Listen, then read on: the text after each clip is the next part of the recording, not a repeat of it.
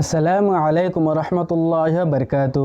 প্রিয় ভাই ও বোনেরা, আপনারা কি কখনো কল্পনা করছেন যে আপনার দুশ্মন দিন রাত প্ল্যানিং করতেছে আপনাকে খারাপ রাস্তায় নেওয়ার জন্য, আপনাকে জাহান্নামের দিকে নেওয়ার জন্য?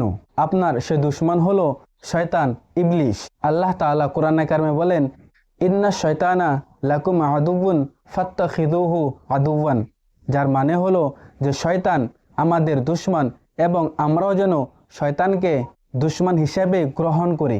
যেখানে আল্লাহ তাআলা আমাদেরকে শয়তানকে সরাসরি দুশ্মন হিসেবে বলতেছেন, কিন্তু আমরা সেই দুশ্মনের কথা কখনো কল্পনাও করতেছি না যে দুশ্মন আমাদেরকে জাহান্নামে নেওয়ার জন্য দিন রাত প্ল্যানিং করতেছে। আজকের ভিডিওতে আমি শয়তানের সবচাইতে বেশি বড় দুইটি ধোঁকার বিষয় বলবো, যে দুইটি ধোঁকা আমাদের সবারই জিন্দেগিতে একবার না একবার নিশ্চয় ঘটেছে। ভিডিওটি শেষ পর্যন্ত দেখার জন্য অনুরোধ রইল। ইনশাআল্লাহ আপনি ফিল করতে পারবেন যে এই ধোঁকাগুলো আপনারও সঙ্গে কোনো না কোনো একদিন ঘটেছিল। শয়তানের সবচাইতে বড় এক নম্বর ধোঁকাটি হলো, শয়তান কখনোই আমাদেরকে খারাপ কাজগুলোকে খারাপ কাজ হিসাবে আমাদেরকে দেখায় না। শয়তান খারাপ কাজগুলোকে আকর্ষণীয়, সৌন্দর্য করে আমাদের সামনে পেশ করে, যে কাজগুলো দেখে আমরা কখনো কল্পনাই করতে পারি না যে এই কাজগুলো খারাপ কাজ, এই কাজগুলো আমাদেরকে জাহান্নামের দিকে নিয়ে যাচ্ছে। যেমনভাবে একটি উদাহরণ দিয়ে বুঝেন, একটি ছেলে একটি মেয়েকে পছন্দ করে, ভালোবাসে। যখন ওই ছেলেকে কেউ প্রশ্ন করে যে ভাই, তুমি যে ওই মেয়েকে পছন্দ করো, ভালোবাসো, এটা তো ইসলামে হারাম, এটা তো গুনাহের কাজ। তখন ওই ছেলে বলবে যে না, আমি তো কোনো খারাপ কাজ করতেছি না, আমি তো তাকে ভালোবাসি, আর ইসলামে ভালোবাসা কোনো গুনাহের কাজ না।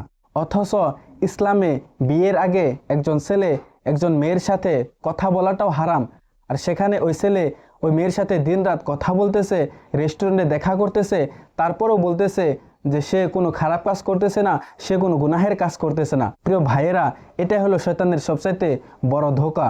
কারণ শয়তান ওই ছেলের দিমাগে এমন করে ওই খারাপ কাজগুলোকে বসাইছে যে এটা কোনো খারাপ কাজই না, তুমি যে মেয়ের সাথে কথা বলতেছ এটা কোনো খারাপ কাজই না। কারণ ইসলামে মহব্বত করা, ভালোবাসা, এটা কোনো গুনাহের কাজ না। এটা হলো শয়তানের সবচাইতে বেশি বড় ধোঁকা। আপনারও মনে যদি কখনো এরকম ভাব হয় যে কোনো একটা খারাপ কাজ দেখেও আপনি কল্পনা করতেছেন এটা তো কোনো খারাপ কাজ না, এটা তো আমি ঠিকই করতেছি, তাহলে ভেবে নিবেন যে এটাই শয়তানের ধোঁকা, আপনি শয়তানের ধোঁকায় পড়ে গেছেন। তো চলুন এবার আমরা জেনে নেই শয়তানের সবচাইতে বড় 2 নম্বর ধোঁকাটা কি। শয়তানের সবচাইতে বড় 2 নম্বর ধোঁকাটি হলো, শয়তান আমাদেরকে কখনোই ভালো কাজ থেকে বারণ করে না। শয়তান ওই ভালো কাজগুলো পিছিয়ে দেয়, এবং ওই ভালো কাজগুলো পিছিয়ে যাইতে যাইতে আমাদের হাত থেকে ছেড়ে যায়। যেমনভাবে একটি উদাহরণ দিয়ে বুঝুন, অনেক সময় আপনাকে কোনো হুজুর বা কোনো মহল্লার ভালো মানুষ আপনাকে যদি বুঝায় যে ভাই নামাজ পড়তে হবে, নামাজ আমাদের জন্য ফরজ, এরকম যদি আপনাকে বুঝায়, তখন আপনি মনে মনে ইরাদা করেন যে ইনশাল্লাহ আমি কালকে থেকে 5 ওয়াক্ত নামাজ পড়বো। আর আপনি হুজুরের সাথে ওয়াদাও করেন যে হ্যাঁ ইনশাল্লাহ আমি কালকে থেকে 5 ওয়াক্ত নামাজ পড়বো। কিন্তু যখন কালকে আসে তখন আপনি মনে মনে ভাবেন যে আজকে তো আমার কাপড় খারাপ, কাপড় ধুয়ে কালকে থেকে নামাজ পড়বো। এমন করে সেই দিন চলে যায়। তারপরের দিন যখন আসে তখন আপনি মনে মনে ভাবেন যে আজকে তো আমার শরীর খারাপ, গোসল করতে হবে, এটা করতে হবে, ওইটা করতে হবে, ঠিক আছে কালকে থেকে ইনশাল্লাহ 5 ওয়াক্ত নামাজ পড়বো। এমন করে যাইতে যাইতে আপনি ওই নামাজের কথা ভুলেই যান যে আপনি হুজুরের সাথে ওয়াদা করছিলেন আপনি কালকে থেকে 5 ওয়াক্ত নামাজ পড়বেন। এটা হলো শয়তানের সবচেয়ে বড় 2 নম্বর ধোঁকা। যে শয়তান কখনোই আমাদেরকে ভালো কাজ থেকে ডাইরেক্টলি বারণ করে না, সে ভালো কাজগুলো পিছিয়ে দেয়। আরেকটি উদাহরণ দিয়ে বুঝেন, যে একজন ব্যক্তি রাতে ঘুমানোর আগে ইরাদা করছে যে সে ফজরের নামাজ পড়বে, এবং মোবাইলে অ্যালার্মও লাগিয়ে দিছে ফজরের সময়। যখন সে ফজরের সময় তার মোবাইলে অ্যালার্ম বাজতেছে, তখন সে ভাবতেছে এখন তো নামাজের অনেক সময় আছে, আর 5 মিনিট ঘুমিয়ে নেই। এটা ভেবে সে অ্যালার্মটা বন্ধ করে দিছে। 5 মিনিট পর ফির অ্যালার্ম বাজতেছে, তখন সে আবারও ভাবতেছে আরও তো অনেক সময় আছে, আরেকটু ঘুমিয়ে নেই। এরকম করতে করতে সূর্য উদয় হয়ে যাইতেছে, কিন্তু সে আর উঠতে পারতেছে না।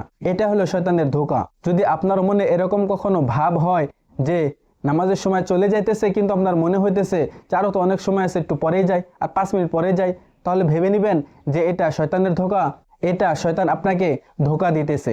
প্রিয় ভাই ও বোনেরা, এরকম ঘটনা যদি আপনার সঙ্গে ঘটে থাকে তাহলে কমেন্টে নিশ্চয় বলে যাবেন। আর এই ভিডিও যদি আপনাদের পছন্দ হয় তাহলে আপনাদের বন্ধুদের সাথেও শেয়ার করবেন। আসসালামু আলাইকুম।